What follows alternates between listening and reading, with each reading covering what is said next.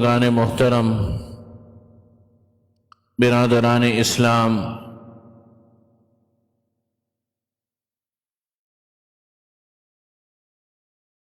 گزشتہ سے پہلے جمعے میں حضور نبی کریم صلی اللہ علیہ وسلم کے اخلاق حسنہ پر بات چل رہی تھی، اور اسی ضمن میں گزشتہ جمعے کو بھی بات کرنے کا ارادہ تھا، لیکن آپ حضرات کے سامنے جیسے عرض کیا کہ موجودہ حالات کے پیش نظر مسئلہ فلسطین پر کچھ گفتگو کی۔ اسی تسلسل میں حضور نبی کریم صلی اللہ علیہ وسلم کے اخلاق کا ایک ایسا حصہ، آپ علیہ الصلاۃ والسلام کے اخلاق مبارکہ کا ایک ایسا باب اور ایک ایسا جسے کہنا چاہیے زاویہ، جس کو امت مجموعی طور پر فراموش کر چکی ہے، بھول چکی ہے، لیکن حقیقت میں وہ آپ علیہ الصلاۃ والسلام کی ذات اقدس کے اخلاق حسنہ میں ایک بہت بڑی حیثیت رکھتا ہے۔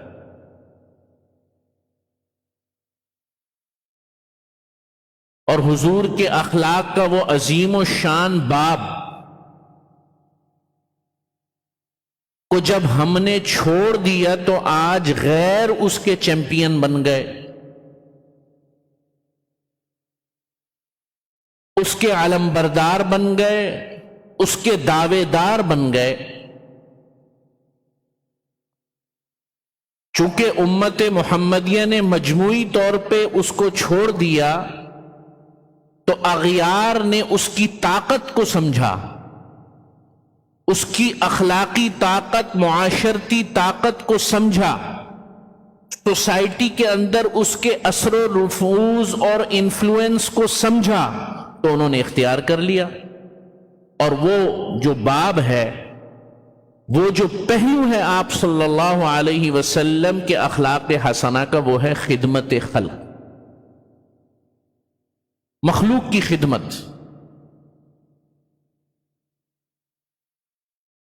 نظر اس سے کہ وہ مخلوق میں کون مسلمان ہے، کون کافر ہے، کون یہودی ہے، کون عیسائی ہے۔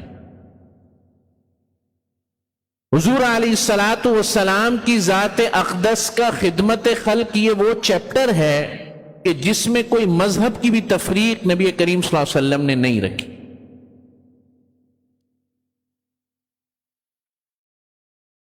اس کو جب آپ نے اور میں نے بالکل فراموش کر دیا،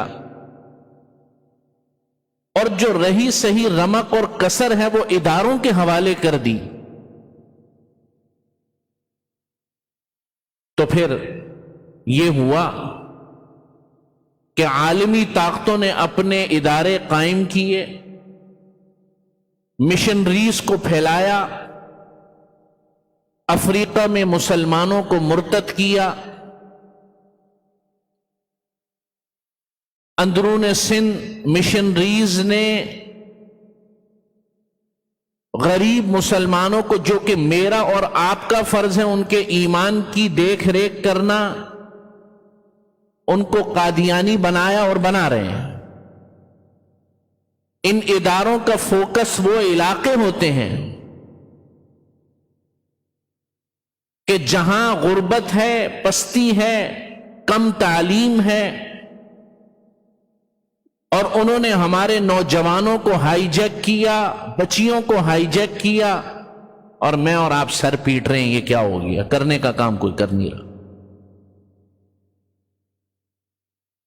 ان حالات کے تناظر میں جو موجودہ 2 ہفتوں سے 1.5 ہفتوں سے ہیں، اس میں یعنی مسئلہ فلسطین میں نبی کریم صلی اللہ علیہ وسلم کی ہدایات کی روشنی میں اور آپ کیا کر سکتے ہیں اس کو دیکھیں گے اور پیغمبر علیہ الصلاۃ والسلام کا اخلاق حسنہ میں جو خدمت خلق کا نمونہ اور چیپٹر ہے وہ کس قدر روشن ہے۔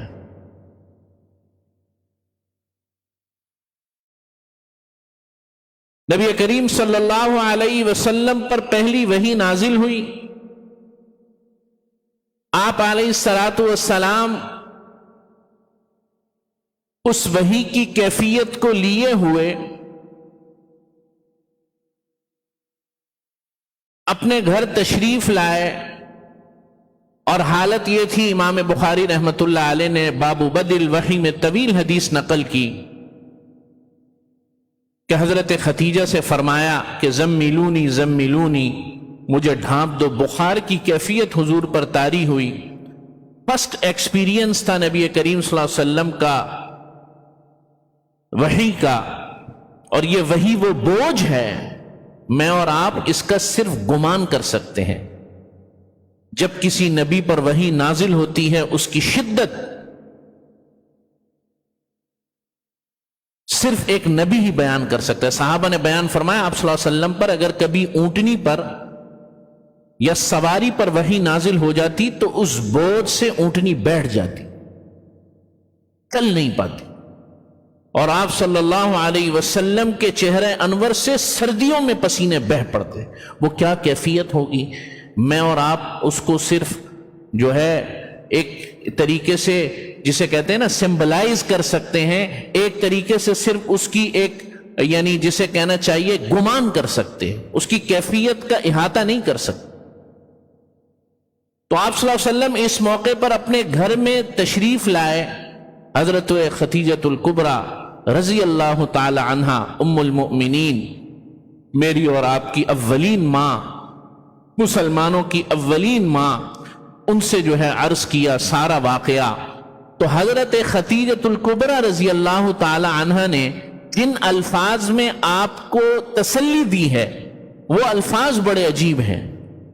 ان الفاظ میں حضرت ختیجہ یہ نہیں فرما رہی کہ اے نبی آپ تو بہت نمازیں پڑھتے ہیں، آپ تو اللہ کی یاد میں غار حرا میں کئی کئی دن گزار دیتے ہیں، گھر بھی تشریف دنوں کے بعد لاتے ہیں، ہفتوں کے بعد تشریف لاتے ہیں، اور آپ جو ہے چونکہ اس وقت عبادت کا کوئی مروجہ طریقہ تو نہیں تھا، شریعت تو ابھی نازل ہونی تھی، پہلی وحی تھی، تو جو نبی کریم صلی اللہ علیہ وسلم کے دل میں القاء ہوتا آپ علیہ الصلاۃ والسلام اس وقت کی کیفیت سے جو بھی عبادت کرتے ہوں، حضرت ختیجۃ الکبریٰ نے اس عبادت کا حوالہ نہیں دیا، فرمایا انک لتحمل الکلہ۔ اے نبی صلی اللہ علیہ وسلم آپ کیوں پریشان ہوتے ہیں؟ کیا عجیب الفاظ کہ آپ تو ناداروں کا بوجھ اٹھانے والے ہیں، آپ تو لوگوں کی مفلسی کو دور کرنے والے ہیں، بیواؤں کا خیال رکھنے والے ہیں، بوڑھوں کا خیال رکھنے والے ہیں، وَتَكْسِبُ الْمَعْدُومِ، اور آپ تو لوگوں کے لیے کمائی کرنے والے ہیں۔ یعنی آپ صلی اللہ علیہ وسلم کا معمول مبارک تھا کہ کوئی بیوہ ہوتی نا، اس کے پاس کچھ مال ہوتا تو آپ صلی اللہ علیہ وسلم اس کو تجارت میں لگاتے اور کما کر منافع اس کے حوالے کرتے۔ حضرت ختیجۃ الکبریٰ سے نکاح کیسے ہوا؟ اس کی معاونت فرماتے اور بھی دیگر حوالوں سے معاونت فرماتے، اپنی ذاتی کمائی میں سے لوگوں پر خرچ کرتے۔ وَتَكْسِبُ الْمَعْدُومِ وَتَقْرِي الضَّيْفِ، آپ تو لوگوں کی مہمان نوازی کرتے ہیں۔ حضرت ابراہیم علیہ الصلاۃ والسلام کی جو خصوصی صفات تھی جو عربوں میں منتقل ہوئی، ان میں یہ تھی کہ حضرت ابراہیم علیہ الصلاۃ والسلام مہمان نواز تھے۔ وہ آئے نا فرشتے جب انسانی شکل میں آئے، فجاء بعجل حنیذ، تو چائے وائے نہیں پوچھی میری اور آپ کی طرح، بھنا ہوا بکرا اور بھنا ہوا جو ہے دمبا لے کر آیا، بچڑا بلکہ معاف کیجیے گا، فجاء بعجل حنیذ۔ میں اور آپ چائے پوچھتے رہتے۔ خیر، مہمان نوازی کی صفت عربوں میں یہ جو ہے اور آج بھی ہے، یہ اثر ہے حضرت ابراہیم علیہ الصلاۃ والسلام کے وصف کا، کیونکہ عرب حضرت اسماعیل کی اولاد میں سے ہیں اکثر، اور خاص کر قریش۔ آپ صلی اللہ علیہ وسلم کے جو جد امجد تھے، یعنی پردادا، دادا نہیں، دادا تو عبد المطلب تھے، پردادا تھے جناب ہاشم، اسی لیے بنو ہاشم کہلاتے ہیں۔ تو ہاشم کہتے ہیں عربی میں سرید بنانے والا۔ سرید جانتے؟ شوربے کے اندر جب گوشت کو ڈالا جاتا ہے تو اس کے اندر روٹی کے ٹکڑے جب ڈالے جاتے ہیں تو یہ عربوں کی بڑی محبوب غذا ہے، اس کو کہتے ہیں سرید۔ تو ہاشم کہتے ہیں سرید بنانے والا۔ تو ان کا یہ لقب اس لیے مشہور ہوا، اسی نام سے مشہور ہو گئے بنو ہاشم، کہ جو ان کے پاس جاتا تھا خوب مہمان نوازی کرتے تھے اور سرید بنا کے ان کے جو ہے سامنے پیش کیا کرتے تھے، بنو ہاشم۔ تو حضور سے فرمایا حضرت خدیجۃ الکبریٰ نے وَتَقْرِ الضَّيْفَ، آپ تو مہمان نوازی کرتے ہیں، وَتُعِينُ عَلَى نَوَائِبِ الْحَقِّ، اور جو حادثات اور آفات لوگوں پر آتی ہیں آپ اس میں لوگوں کی مدد کرتے ہیں، آپ پریشان کیوں ہوتے ہیں؟ یعنی حضرت خدیجۃ الکبریٰ یہ بیان فرما رہی ہیں نبی کریم صلی اللہ علیہ وسلم آپ پر کوئی مصیبت نہیں آ سکتی، یا اگر آپ پر کوئی مصیبت آئی ہے نعوذ باللہ، حالانکہ آئی تو وہی تھی، تو وہ کوئی آپ کو نقصان نہیں پہنچا سکتی، کیونکہ آپ کے اندر یہ صفات موجود ہے۔ معلوم ہوا کہ جو ان صفات سے متصف ہوگا اللہ رب العزت اس کو دنیاوی اور آسمانی ہر قسم کی بلاؤں سے محفوظ فرمائیں گے۔ اور عجیب بات یہ ہے کہ یہ جو الفاظ حضرت خدیجۃ الکبریٰ نے کہے نا، تو حضرت ابوبکر صدیق رضی اللہ تعالیٰ عنہ جانے لگے حبشہ کی طرف ہجرت کرنے،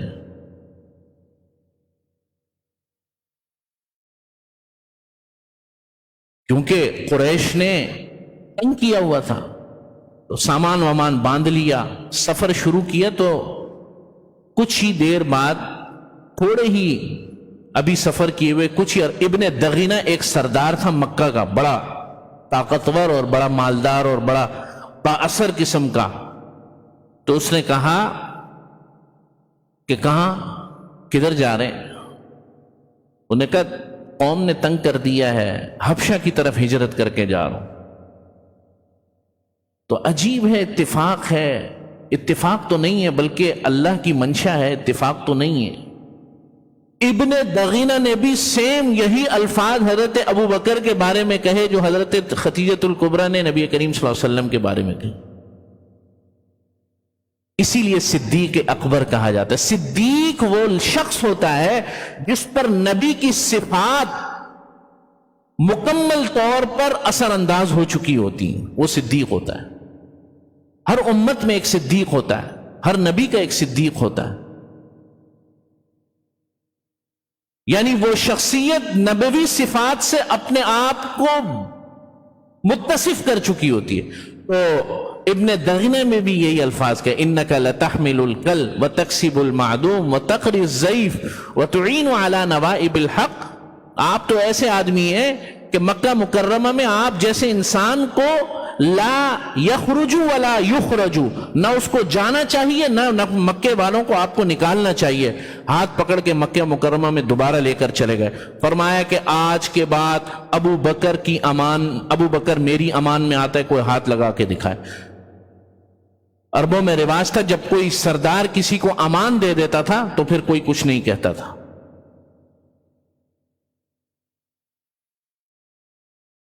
تو یہ جو صفات ہیں خدمت خلق کی،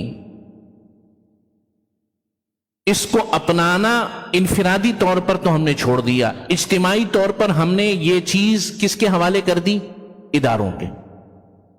وہ جی ایدی فاؤنڈیشن ہے، وہ یہ، میں کسی کی یعنی نفی نہیں کر رہا، ایسے گئے گزرے دور میں یہ ادارے بہت بڑی نعمت ہیں، کوئی غلط مطلب نہ نکال لے میری بات کا۔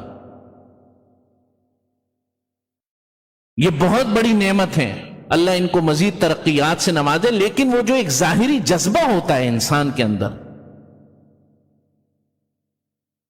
اس سے ہم عاری ہیں، اور وہ فوت ہو گیا۔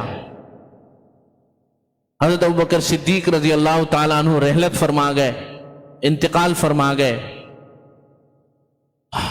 اللہ اکبر۔ حضرت عمر رضی اللہ تعالیٰ عنہ خلیفہ بن گئے، 2 بچیاں آئیں، فرمایا تم حضرت ابوبکر تو چلے گئے، اب آپ آئے ہیں ان کی جگہ پر خلیفہ، ہمارا دودھ کون نکالے گا بکریوں سے؟ آپ سمجھ رہے ہیں بات؟ حضرت عمر رضی اللہ تعالیٰ عنہ کی آنکھوں میں آنسو آ گئے۔ حضرت عمر نے فرمایا میرے دوست، تو میرے لیے راستہ بڑا مشکل کر گیا ہے، میں کیسے یہ ذمہ، تو جو معیار قائم کر کے گیا ہے میں اس کو کیسے برقرار رکھوں گا؟ حضرت عمر نے فرمایا کہ میری بچیوں، جس طریقے سے خلیفہ وقت ابو بکر تیرے گھر آتا تھا، تم لوگوں کا دودھ نکالتا تھا، عمر بھی جائے گا تمہارے ساتھ، چلو جہاں چلنا۔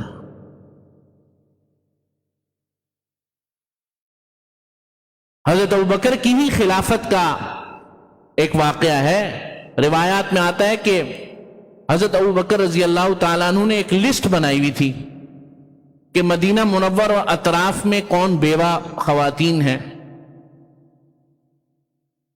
یا کون مسکین لوگ ہیں، ان کی لسٹ کے آگے ہر ایک خادم کا، یعنی جو والنٹیئرلی اپنی خدمت کو پیش کرتا تھا، اس کا نام لکھا ہو۔ ایک بیوہ کے آگے کسی کا نام نہیں لکھا ہوا تھا۔ حضرت عمر نے فرمایا، لسٹ دیکھ لی حضرت عمر نے کہا یہ چلو میرے لیے یہ موقع نکل آیا، اس کی خدمت میں کروں گا، سب کے ذمے تو حضرت ابو بکر نے باندھ دیے، اس کا ذمہ میں اٹھاتا ہوں۔ فجر کی نماز پڑھ کے تشریف لے گئے تو گھر جا کے وہ بوڑھیا عورت تھی، بہت بوڑھی عورت تھی اور بیوہ عورت تھی، اکیلی رہتی تھی، دیکھا گھر صاف ہے، پانی بھرا ہوا ہے، ضرورت کی ہر چیز طریقے اور سلیقے سے رکھی ہوئی ہے، بڑے حیران ہوئے، کہنے لگے یہ کون کر کے چلا گیا؟ پوچھا، کہنے لگا ایک شخص آتا ہے کر کے چلا جاتا ہے، مجھے تو پتہ بھی نہیں۔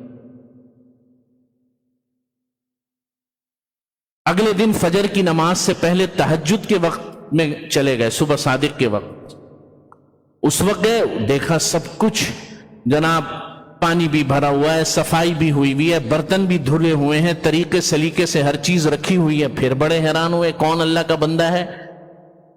اگلے دن وہ بھی عمر تھے، آخر وہ بھی تو عمر تھے نا،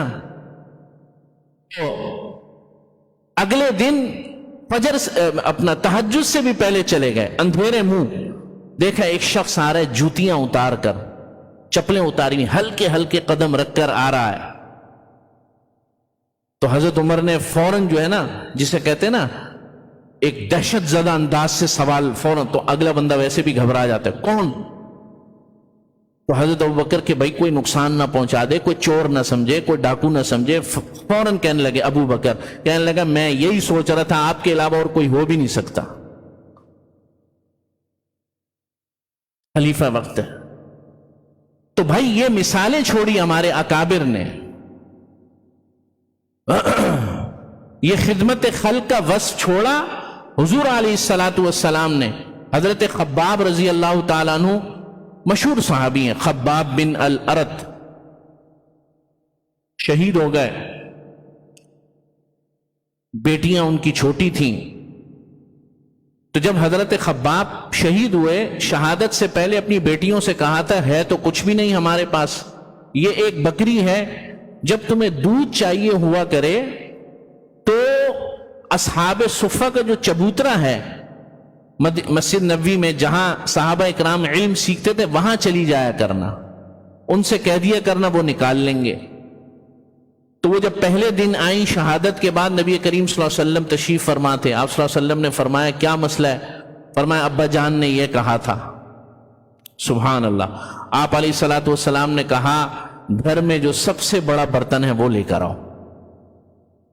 ہاتھ بھی تو نبی کے لگنے تھے نا،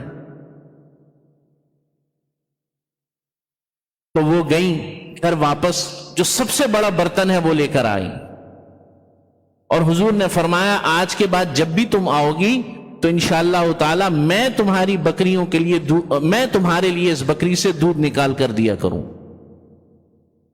تو ذاتی خدمت خلق میں اپنے آپ کو تھوڑا بہت مشغول کرنا، یہ نبی کریم صلی اللہ علیہ وسلم کی ایک صفت ہے، اور اس صفت کے اندر بھی آدمی ایسے کام کرے کہ یہ ہاتھ کام کرے اس کو پتہ بھی نہ چلے۔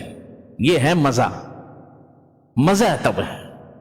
وہ بوٹی جو ہے نا 2 بوریاں آٹے کی دینا اور 25,000 تصویریں کھچوانا اور پورے ملک کے اخبارات میں دینا، یہ کوئی طریقہ کار نہیں ہے۔ لیکن بزرگان دین نے، فقہاء نے اس کی بھی اجازت دی ہے بعض دفعہ ترغیب دینے کے لیے، میں کوئی منع نہیں کر رہا، لیکن انفرادی طور پر جب آدمی کام کرے، اب ایک ادارہ ہے اعلان کر رہا ہے، ایک بہت بڑے مقصد کے لیے اعلان کر رہا ہے، تو بڑھ چڑھ کر حصہ لینا چاہیے اور خوب اعلان کرنا چاہیے، یہ جی میں دے رہا ہوں 10 لاکھ روپے، تاکہ دوسروں کو کیا ہو، ترغیب ہو۔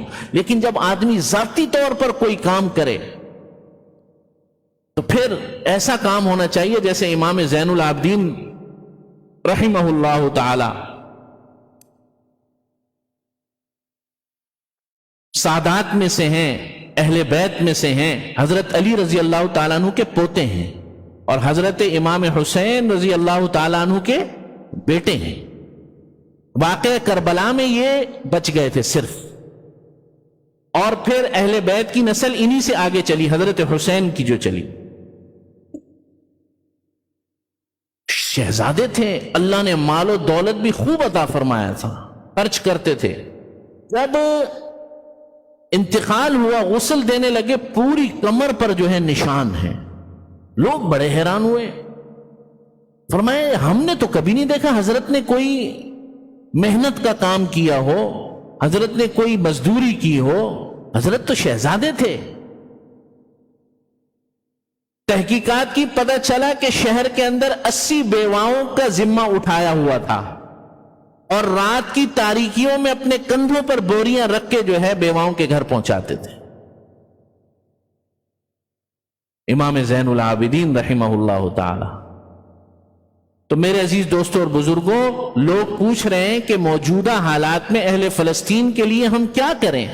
بھائی یہ کرو، اور کر بھی یہی سکتے ہیں۔ جو پاکستان کے مقتدر ادارے ہیں، آپ اپنا جو کچھ ہے، جتنی حسب توفیق ہے، امداد پہنچائیں۔ جامعہ دارالعلوم کراچی ہے، انہوں نے اپنے فنڈ کا آغاز کیا ہے، اکاؤنٹ نمبر بھی ہے، یہ کام کریں۔ اسی طریقے سے بیت السلام ٹرسٹ ہے، ایدھی ٹرسٹ ہے، اور جتنے بھی حضرات اس وقت اہل فلسطین کے لیے امداد کا سلسلہ قائم کیے ہوئے، اپنی استطاعت کے مطابق لازمی طور پر جو ہے کچھ نہ کچھ کریں۔ یہ صرف اور صرف پریشان ہونے سے، 2-4 لوگوں میں گفتگو کرنے سے یہ کوئی مسئلے کا حل نہیں ہے، بلکہ یہ اگر صرف یہیں تک بات ہے تو آپ اور میں منافق ہیں، کہ جو کام کر سکتے ہو وہ تو کرو۔